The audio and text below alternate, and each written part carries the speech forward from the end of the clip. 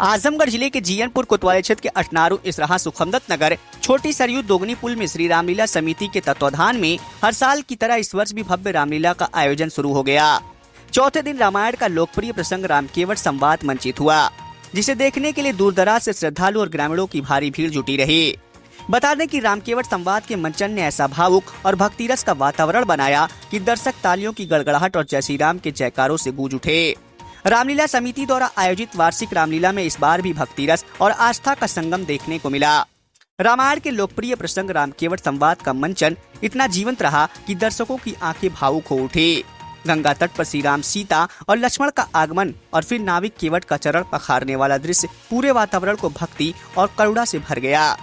जैसे ही मंच पर कलाकारों ने संवाद बोले, हे प्रभु आपके चरण छू गए तो मेरी नाव भी स्वर्ग चली जाएगी, फिर गरीब केवट का गुजारा कैसे होगा, तो पूरा पंडाल तालियों की गड़गड़ाहट से गूंज उठा।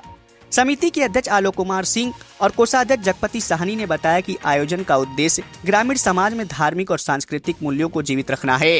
इस अवसर पर पर्यवेक्षक श्री गिरिराज नारायण सिंह, संरक्षक जयराज राजभर, प्रबंधक नरसिंह यादव, छविनाथ यादव, श्रीचंद यादव, उपाध्यक्ष पंकज यादव, बेचू यादव, अजंत प्रताप सिंह सहित समिति के पदाधिकारी व सहयोगी मौजूद रहे। बता दें कि रामलीला मंचन में स्थानीय कलाकारों ने संवाद अद्भुत भाव से प्रस्तुत किए। मंचन के दौरान भक्तिमय गीतों और संगीत ने पूरे माहौल को राममय बना दिया।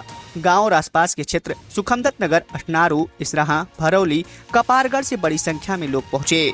वहीं रामलीला समिति का कहना है कि आने वाले दिनों में सीताहरण, सुग्रीव, बलि युद्ध और लंका विजय जैसे प्रसंग भी मंचित किए जाएंगे।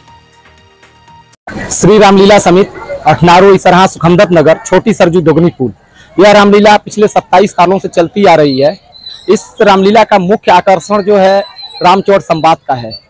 जो रामकेवट संवाद हमारे यहाँ दिखाया जाता है वो बहुत दूर दूर से लोग देखने के लिए आते हैं और मैं ये उम्मीद करता हूं कि आगे भी यह संस्था बहुत दूर तक चलेगी।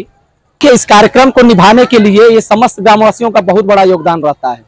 हमारे कुछ पात्र ऐसे हैं जो रामलीला खत्म होने के बाद अगले साल की तैयारी चालू कर देते हैं और ग्रामवासियों का तो इतना सहयोग रहता है कि रामलीला चालू होने से पहले ही फोन सबके आने लगते हैं कि सपोर्ट अच्छा रहता है सबका, चाहे वो किसी भी परिवार से हो। लेकिन रामलीला के प्रति जागरूकता देख करके यह बड़ी खुशी मिलती है और हम लोगों को यह बड़ा आनंद आता है कि हमारी जनता हमारे साथ खड़ी है।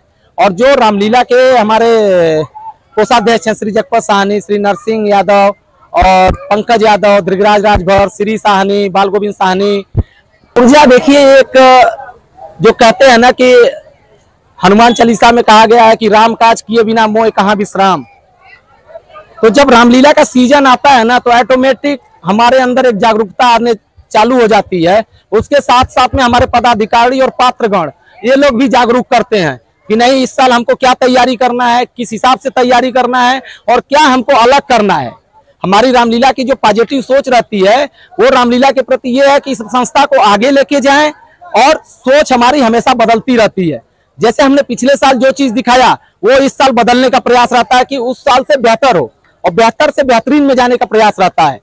हम अपने फ्यूचर के बारे में ज्यादा सोचते हैं। मेरा संदेश यही है रामलीला समिति के लिए कि जो भी पात्रगण और पदाधिकारी हैं और कार्यकर्ता हैं, आप लोग ऐसे ही इस संस्था से जुड़े रहिए और हमेशा सकारात्मक बातों को सोचिए। और सकारात्मक जब आपकी सोच होगी तो परिणाम हमेशा अच्छा होगा। कहते हैं कि संघर्ष जितना कठिन होता है परिणाम उतना अच्छा आता है। रामचंद्र जी को लेकर के ये कहना है कि रामचंद्र जी एक आदर्श पुत्र थे और एक आदर्श भाई थे और इनसे अनुसरण हमें लेने की ये जरूरत है कि जिन्होंने जिस तरह से भगवान श्री रामचंद्र जी ने समस्त कठिनाइयों के आने के बाद भी उन्होंने अपने धैर्य और संयम को नहीं खोया। तो मैं आम आदमी के जीवन में भी यही कहूंगा कि आपके पास कितनी भी परेशानी आए, आप अपने धैर्य और संयम को मत छोड़िए।